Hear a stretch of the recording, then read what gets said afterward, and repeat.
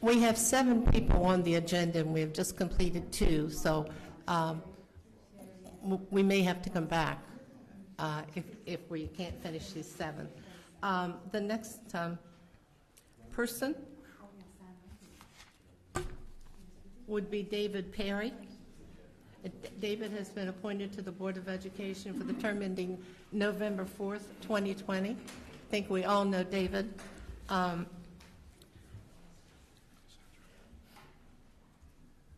Delegate, as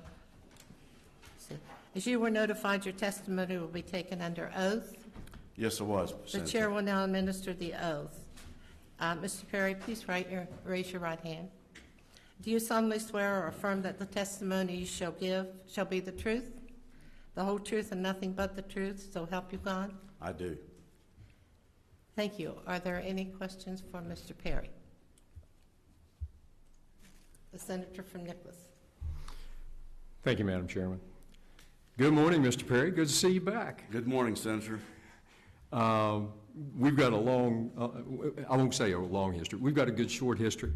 And I appreciate you coming down this morning and taking a little bit of time for us to be able to talk a little bit. You and I have talked about delegate and legislative issues, but we've never had a chance to talk about your background and your work in the field of education. And I want to get an understanding as we talk a little bit about this morning about various perspectives that you have, various history that you have in education. And so to start that off, what I'd like to know is just a little bit about your history in the field of education. We don't have a lot of information on that, where you were an educator, how you've been involved with the administrative process, and some things like that, as well as your educational background, wherever that happened to be. I would hope, since you were in Fayette County, it was from West Virginia Tech, but I'm not going to go there. But at any rate, share with us a little bit. Of course, I say, first of all, my education begins with my children and my grandchildren.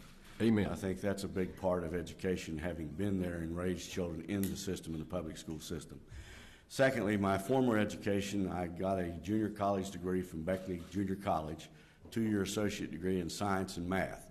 Then I transferred to the University of West Virginia, and that's Marshall University, where I received my master's in vocational administration, and I have about 190 hours beyond that master's. I served as a school teacher for 3 years at Mount Hope Middle School in Mount Hope, West Virginia, where I taught social studies and career education.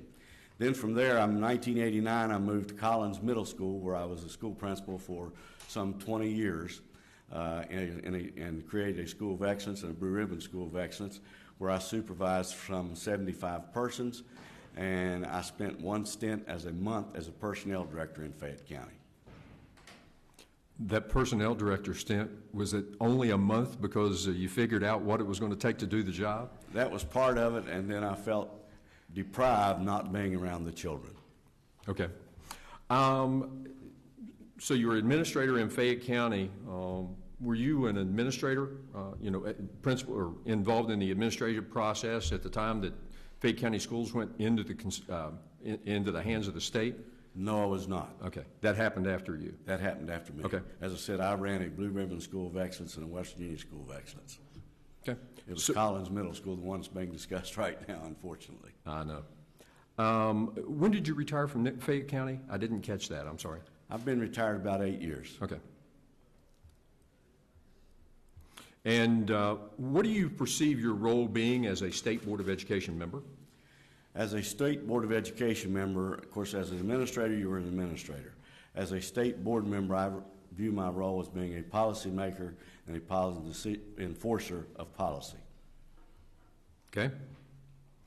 And what do you perceive to be your #1 goal as a Board of Education member? I think education in West Virginia, we all know, is at a critical point. I think it's a critical point because of the money crisis. I think it's an opportunity to do some things we've never looked at before in terms of downsizing, streamlining, and making education more efficient. So I feel that's part of my role as a board member at this time. Okay. Well, we all know that the budgets are tight and all of our boards of education are having to look at ways of doing things differently. During his State of the State address, I'm sure you heard, his State of the State address, you heard Governor Justice talking about consolidation. And I'd like to get your perspective on consolidation with regard to from the perspective of a local Board of Education perspective. Of course, the local Board of Education's responsibility is to do the proper advertisements, proper announcements, and hold the proper hearings. From a state board perspective, I think my primary role is to ensure that local boards of education have adhered to and followed the process and followed the code as it's written by the West Virginia legislature. Okay, and you heard Governor Justice's proclamation from the podium. How do you perceive that with regard to your ability to be unprejudiced with regard to the decisions that you're going to have to take as a member of the State Board of Education? As a school administrator, many times you make decisions that are undesirable and unfavorable, but you make those decisions based on the facts that you have at the time. You make those decisions based on statute and make those decisions based on how it will affect the total community and or children that you serve. And I think that would be a guiding light for me in terms of what would be relevant to consolidation issues as they appear before the State Board. Okay. How do you perceive your position with regard to, and you've talked about the fact that you're a policy maker and a policy enforcer. What are some of the, change just a minute, if you will, pardon me, but I'm just thinking through things just a little bit. I understand. How do you, as you're sitting there now, and you've been involved in the decision-making process, policy was set here, and you were sitting as a member voting on those issues. What do you look to now as being one of the chief policy decisions that the Board of Education is faced with that needs to be adjusted, adapted, modified as you're going forward as a member of the State Board of Education? As a member of the legislature and a member of the State Board of Education, I think too often we've tried to micromanage systems, and that we need to do as much as we can to restore local control. We have over 3,000 pages of board policy, and I'm not sure that we need that many policies in order to administer the state of West Virginia to provide flexibility for local control and local decision making. And it needs to come from the ground up rather than managed from the top down. Do you think constitutionally that is laid out? Yes, I do. Okay, and that being within the article regarding education within the Constitution? Yes, I do. Okay. And when you took on your role as a State Board of Education member, I'm assuming you were administered an oath? Yes, sir, I was. And you took that oath and uphold that oath?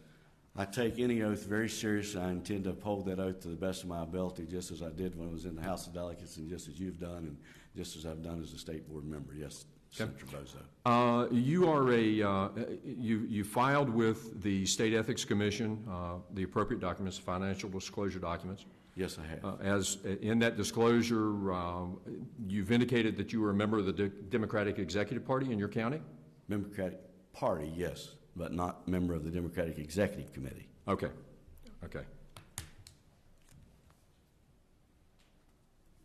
Thank you. What are your thoughts regarding RISA?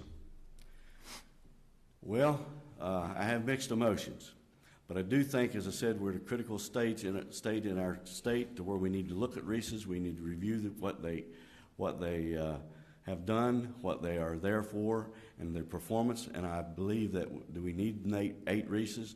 Do we need to continue their services based on our financial situation at the present time? Probably not. They probably need to be reformed and downsized. Okay. Let's look at the Office of Educational Performance Audits. And, that's, of course, in place through an agreed-to court order. In your opinion, how effectively does OEPA evaluate our schools and counties? Of course, you're referring to the REC decision. because it said that we need to have an independent body. I think, first of all, the OEPA ought not answer to the State Board of Education. They ought to answer to the West Virginia Board of Education. But I think OEPA's outlived its usefulness as well. I think we need an accountability system that includes more than just a test, an accountability system that includes more than just a file that you walk in and you produce documents and questions and answers. I think it needs to be more student-oriented, it needs to be more teacher-oriented, and it needs to be more localized. Do you feel that the OEPA at this time provides valuable information for you all to make effective decisions? For the State Board to make effective decisions? Mm-hmm. I think the OEPA does provide information in terms of state takeovers and so forth. In terms of making decisions about schools, I think it's lacking. I think it needs to be more transparency. I think there needs to be more integration between the OEPA and the State Board of Education. When I say State Board of Education, I'm saying the Department of Education. Okay. Finally, why do you think we need to consent to your appointment? Well, obviously, as I said earlier, I'm a parent, I'm a grandparent. I'm a former member of the legislature, I'm a former educator. So I think that I have the history and the background and the experience to offer something to the State Board of Education as well as the state of West Virginia. Okay. Mr. Perry, thank you for being here this morning. I appreciate your answers. Madam Chair. Thank you, Senator Bozo. Thank you, Senator. Are there any other questions? Senator from Wood. Thank you, Madam Chairman. Hello, Mr. Perry. How you doing? Senator, how are you today? Good. Good to see you again. I just have a quick question, and curious your thoughts on Common Core standards. What you think about them, where you stand on them as a board member. Of course, Common Core standards are not a curriculum, first of all, and I think we have to identify that. I think the evaluation system needs looked at, the testing needs looked at, and I think the Common Core standards need to be reviewed more intensely than just changing an "and" and a "the" and calling them something else other than what they are. If it's a duck and quacks like a duck, it's probably a duck. So I think they need to be looked at again. Okay, so you have issues with Common Core? I mean, do you see problems with it? Yes. Okay, thank you. Thank you, Madam Chairman. Senator from Greenbrier. Thank you, Madam Chair. David, thanks for being here today. I know that it's different being on that side rather than this Certainly side. Is, Senator Miller. So we're glad to have you here.